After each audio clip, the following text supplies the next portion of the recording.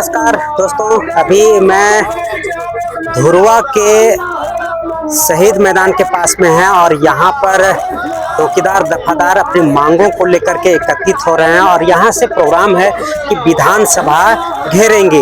अब क्यों घेरेंगे, काहे घेरेंगे, ये जानकारी लेने की बात है, क्योंकि हम आपको बताते चले कि जिस तरीके से लगातार चौकीदार दफादार 20 वर्षों से अपनी मांगों को लेकर के सरकार को जताने की और जगाने की कोशिश कर रही है, लेकिन सरकार है कि इनकी मांगे ना ही सुनी जा रही है और ना ही सरकार इनकी जो मांग है उस पर चिंतन कर रही है। तो आज दफादार चौकीदार एकत्रित हुए हैं लमसम हजारों की संख्या में और विधानसभा की ओर कूच करेंगे।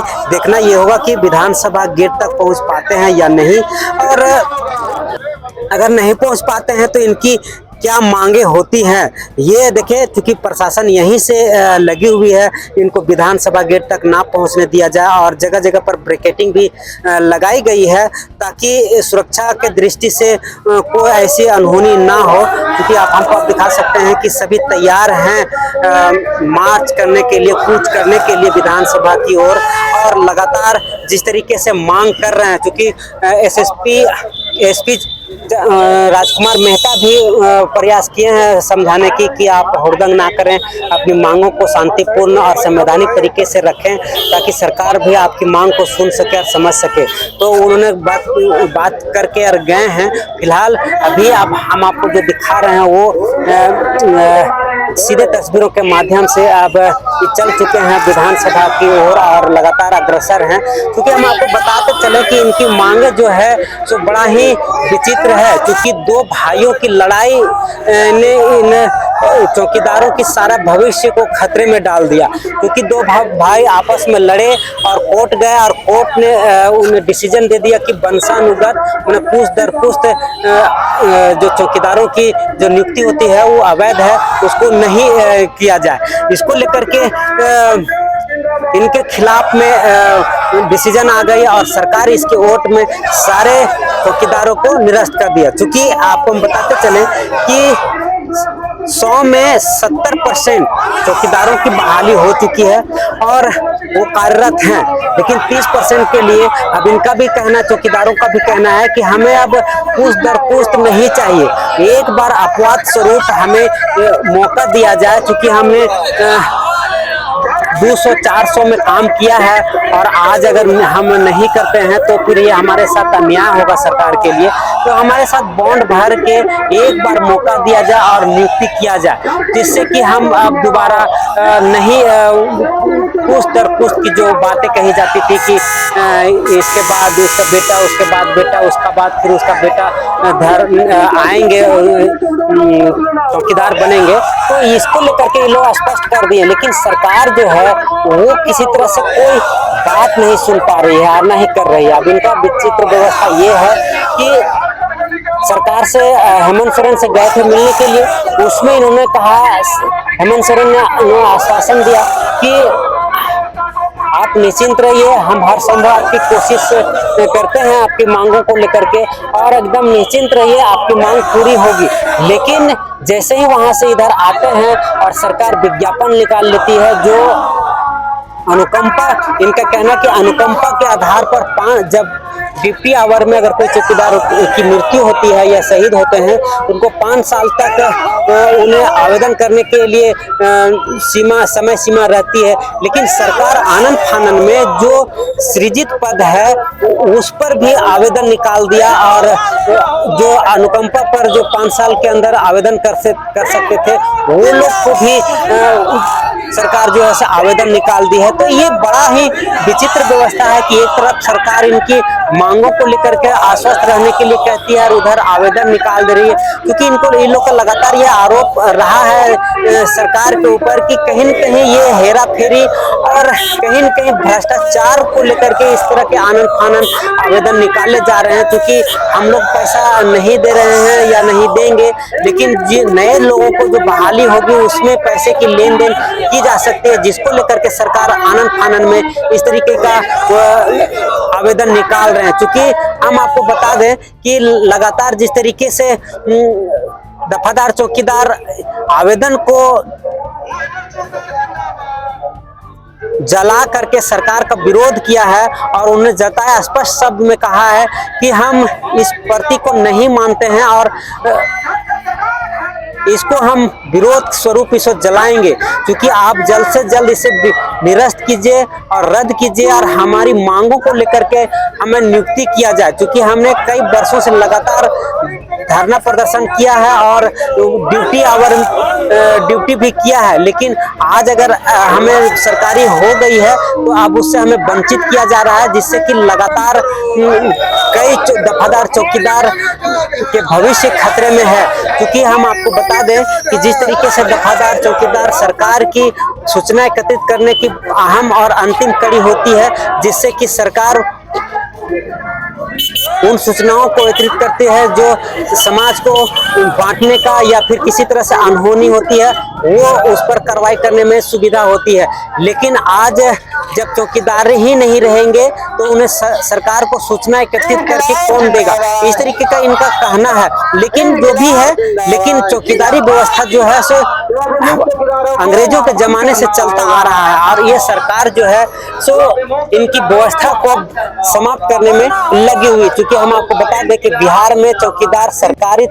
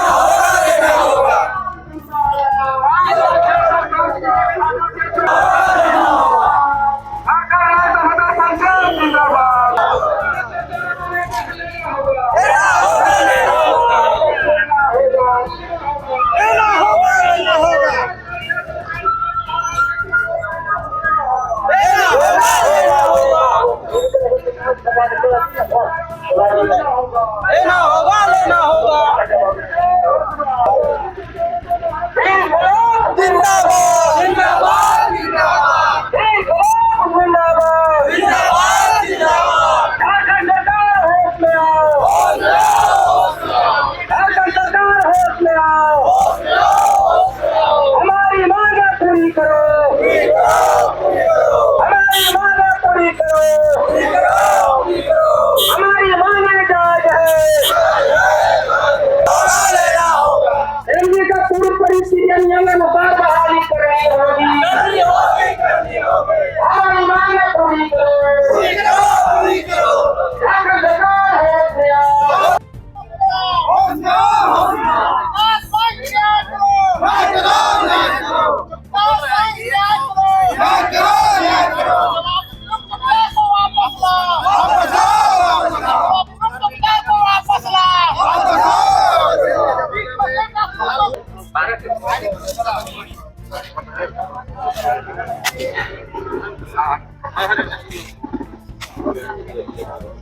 चौकीदार दफ्तर साहब, ये जगन्नाथपुर मंदिर के सामने लगे बैरियर के पास जिला प्रशासन के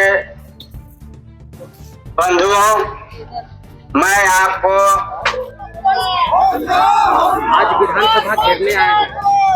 जी, हम लोगों ने झारखंड राज्य रफादार चौकीदार पंचायत के बैनर तले 20 जुलाई 2024 से राजभवन के सामने धरना पर बैठे हैं और तब से हम लोग सरकार को सूचित कर दिया था कि हम लोगों का बात विचार अगर वार्ता नहीं होती है, सरकार के कोई प्रतिनिधि नहीं हम लोग से बात करते हैं, तो हम लोग 29 जुलाई 2024 को राजभवन विधानसभा का आज हम लोग के बीच इतने दिन बीत जाने के बाद सरकार का कोई प्रतिनिधि या कोई भी पदाधिकारी हम लोग के बीच नहीं आया। तो आज हम लोग अपने पूर्व घोषित कार्यक्रम के तहत विधानसभा का घेराव करने के लिए आए हैं।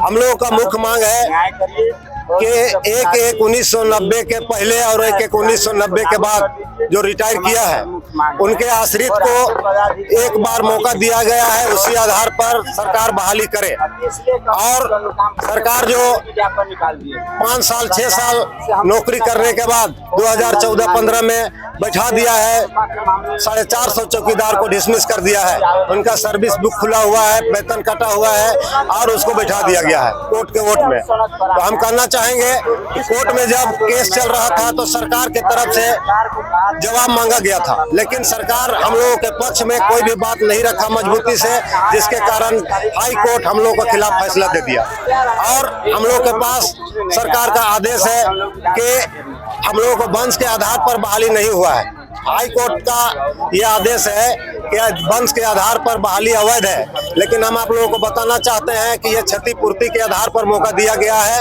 और यह क्षतिपूर्ति है क्या?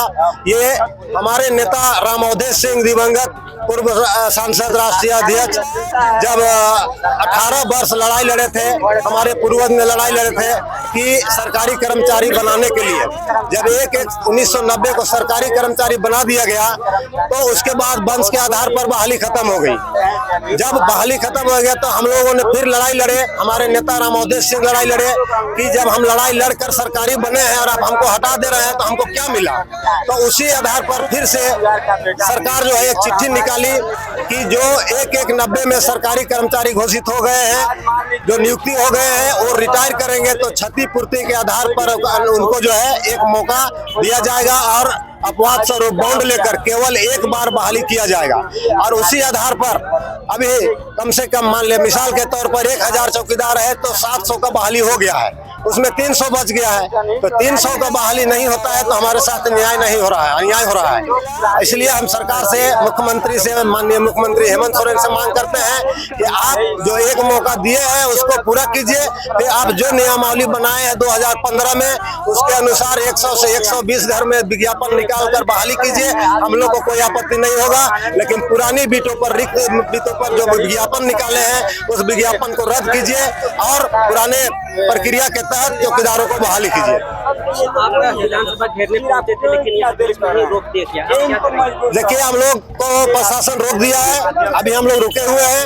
हम लोग सुरक्षा व्यवस्था करने वाला एक प्रशासन का अंग है, इसलिए हम लोग एक माने समझिए कानून व्यवस्था का जो आदेश है उसी आधार पर हम लोग घेराव करेंगे। शमसुल अंसारी, जिला अध्यक्ष लोहरदगा।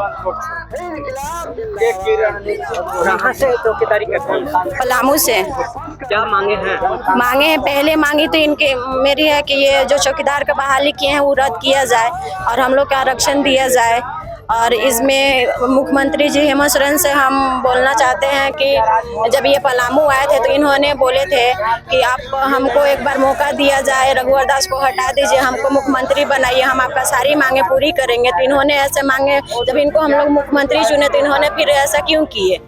इनसे हमको निवेदन है कि हम लोग के मांगे पूरी करें। 10 साल से एसीपी के लाभ भी नहीं मिला है, 10 वर्ष पूर गया है। इसीलिए हम जानना चाहते हैं कि मुख्यमंत्री जी हेमंत सोरेन से हम लोग के मांगों हटाए हुए चौकीदारों को सबको बहाली कर दिया जाए, नए सिरे से फिर से बहाली लिया जाए। पुष्पा कुमारी।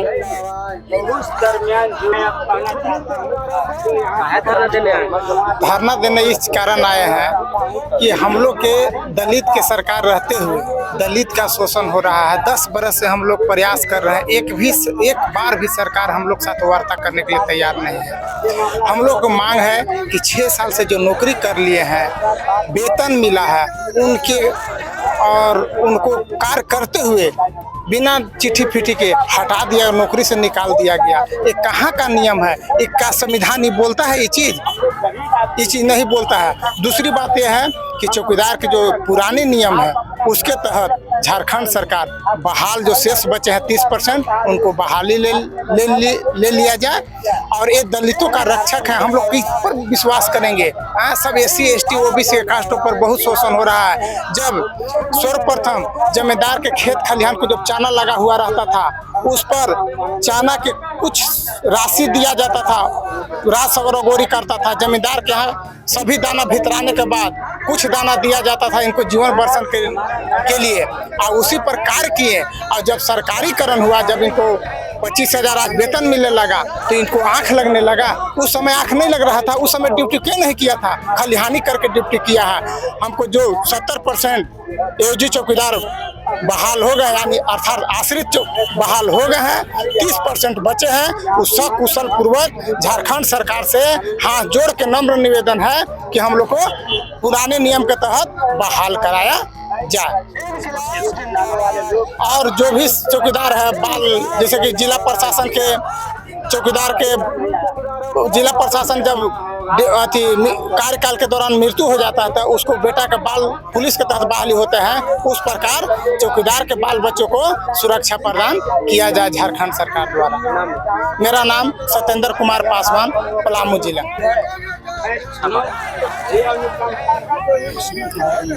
आज विधानसभा घेरने आए हैं जी। देखिए, हम लोग झारखंड से लगभग 450 सेवा विमुख चौकीदार हैं। मेरा नाम संतोष तुरी है। हम लोग 5 साल 6 साल काम किए हुए हैं। इसके बाद हम लोग को हटा दिया गया। अब की जो अनुकंपा का जो हम लोग का बहाली होता है उस पर भी फेरस बहाली निकाल रहा है। उसके बाद एफजी वाला में भी फेरस बहाली निकाल रहा है। तो हम लोग 5 साल 6 साल काम किए हैं। इस स्थिति में हम लोग कहाँ जाए? किसी का उम्र नहीं है, कोई दौड़ नहीं निकाल पाएगा, कोई एग्जाम नहीं दे पाएगा। उसके बाद सरकार में आश्वासन समिति ने पारित कर दिया गया था। एक सर जब यहाँ प्रधान सचिव थे कि लोग 3 महीना के अंदर समायोजित कर दिया जाए। माननीय स्पीकर महोदय के नेतृत्व में रविंद्र महतो सर का, प्रतिपक्ष नेता अमर बावरी सर का, सब मिल कर ने बोला था लोगों को 3 महीना का समायोजित किया जाए। लेकिन यहाँ का जो सचिव है तानाशाही करके उल्टा पुल्टा झारखंड सरकार को कन्विंस करके आज हम लोग के साथ अन्याय कर रहा है। तो बोलिए आज स्थिति कहाँ है? सरकार तो बोलता हम लोग दलित आदिवासी का सरकार है। इसके बाद में एक आश्वासन भी दिया गया था कि आप लोग विधानसभा लोकसभा जो चुनाव होता है पार करने दीजिए, उसके बाद आप लोग को धरना प्रदर्शन आमरण अनशन कुछ नहीं करना है। ये आदिवासी का सरकार है, दलित की सरकार है, ये पिछड़ा की सरकार है, ये यहाँ के निवासी का सरकार है। लेकिन हम लोग के साथ ये अन्याय कर रहे हैं। इसलिए आपका चैनल के माध्यम से माननीय मुख्यमंत्री हेमंत सोरेन जी से कहते हैं कि हम लोग के साथ न्याय कीजिए। यहाँ के पदाधिकारी आपका तनाशाही है, आपका सर बात नहीं मान रहा है, आपको उल्टा पुल्टा कन्विंस कर रहा है। आप बिजी लोग हैं, लेकिन आपको चुनाव में क्षेत्र जाना पड़ेगा। हम लोग तन मन धन से आपको सहयोग करते हैं और हम लोग के साथ अन्याय हो रहा है। ये हमारी मांग है आपके चैनल के माध्यम से, सरकार हमारी बात सुने, गरीब आदिवासियों दलितों के साथ अन्याय करे।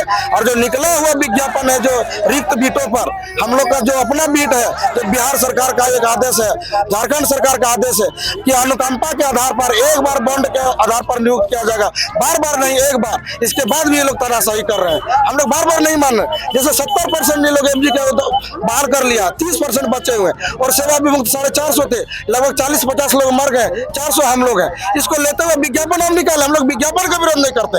यहाँ तो 15,000-20,000 विज्ञापन है, हम लोग तो लगभग 1000 की संख्या में हम लोग को लेते हुए विज्ञापन निकाले ना। कौन आपको रोकने गया है? और हम लोग रोकेंगे भी नहीं, हम लोग उतना शक्ति भी नहीं है। लेकिन हम लोग के साथ न्याय कीजिए। और न्याय कीजिएगा तो हम लोग सड़क तक से लेकर सदन तक जाएंगे। आप लोग मारिए, गोली चलवाइए, प्रशासन लोकल लोग से जो कराना है कराइए, लेकिन हम लोग झुकेंगे नहीं। हम लोग अपना डेड बॉडी लेकर राजभवन के पास बैठेंगे, ये आपके चैनल से माध्यम से मांग करते हैं। संतोष तुरी, झारखंड दफादार चौकीदार पंचायत।